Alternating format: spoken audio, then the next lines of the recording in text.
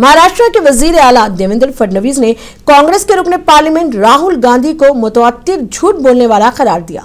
उन्होंने राहुल गांधी के वोट चोरी इल्जामात को मुस्तरद किया। उन्होंने कहा, राहुल गांधी एक झूठे हैं, वो बेदरेक झूठ फैला रहे हैं।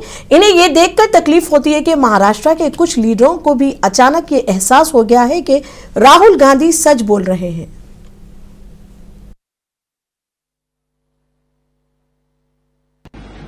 देखिए, मैंने पहले ही कहा है कि राहुल गांधी जी ये सीरियल लायर है,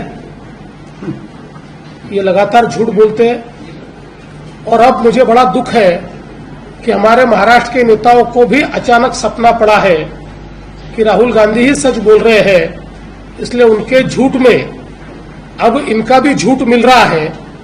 लेकिन झूठ की कोई बुनियाद नहीं होती, झूठ का किला ढह जाता है।